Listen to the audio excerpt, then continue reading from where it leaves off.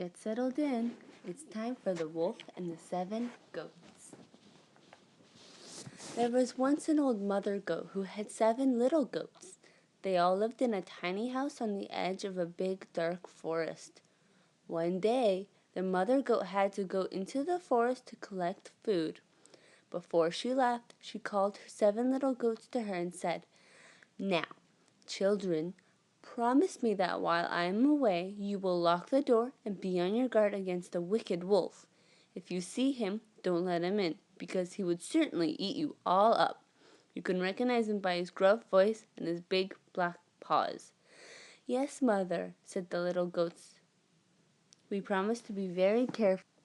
So the mother goat trotted cheerfully away into the forest, and the little goats locked the door.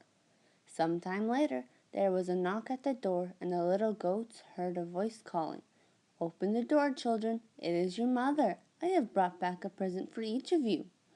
But the little goats heard that the voice was gruff and not the gentle voice of their mother. So they called, "No, we will not let you in. You do not have a soft voice like our mother's. You have a gruff voice. You are the wolf." So the cunning wolf went to a shop and stole a jar of syrup and swallowed it to make his voice soft. Then he went back to the little house by the forest. "Open the door, children," he called in his new soft voice. "It is your mother. I have brought back a present for each of you."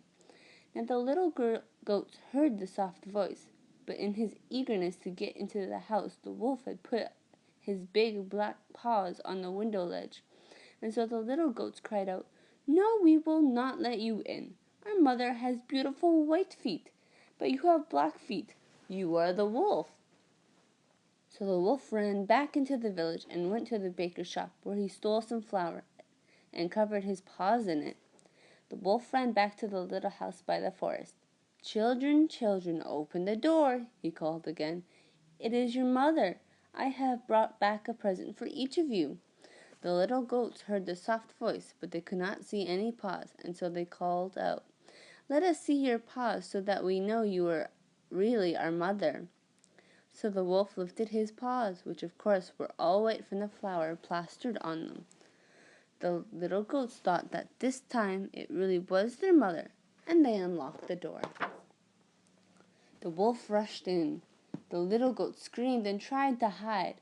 One jumped into a drawer, the second squeezed under the bed, the third buried itself in the bedclothes, the fourth leapt into a cupboard, the fifth went into the oven, the sixth hid under the basin, and the littlest one slipped into the grandfather clock. But the wolf found them and gobbled them up, all except the youngest one hiding in the grandfather clock. When the wolf had finished his meal, he felt very full and very sleepy. He wandered out of the house into a nearby meadow, lay down on some dry leaves, and promptly fell asleep. When their mother goat came home from the forest, imagine her horror as she saw the door open, the furniture strewn around the house, and the little goats all gone. She started calling them by name, but nobody answered until she called out the name of the youngest little goat, who was still hiding in the grandfather clock. She quickly pulled him out, and then he told her what had happened to all his brothers and sisters. She ran out of the house with the little goat trotting beside her, and soon found that the wolf was sleeping in the meadow. She looked carefully at him and saw that there were 6 lumps in his fat stomach, and they seemed to be moving. "My little goats are still alive!" she exclaimed with joy. Quickly, she sent the youngest goat back to her house for scissors, needle, and thread. Then, while the wolf was still sleeping, she carefully cut a hole in the wolf's stomach. Soon, a little goat popped out, and then another, until all 6 were free and jumping for joy. They had not come to any harm, for in his greed the wolf had swallowed them all whole. "Quick!" cried the mother goat. "Fetch me some rocks from the river so that I can fill up this wicked wolf's stomach." So the little goats each fetched a rock, and the mother goat sewed them up inside the wolf's stomach.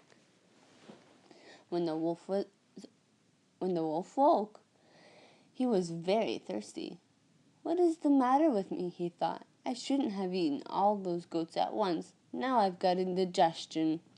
He set out to drink from the river, but his stomach was so heavy he could hardly walk, and he staggered to the water's edge. As he bent over to drink, the weight of the stones pulled the wolf into the water, where he sank straight to the bottom and drowned. Then the mother goat and all her little goats, who had been watching, danced for joy, for never again would they be afraid of the wicked wolf.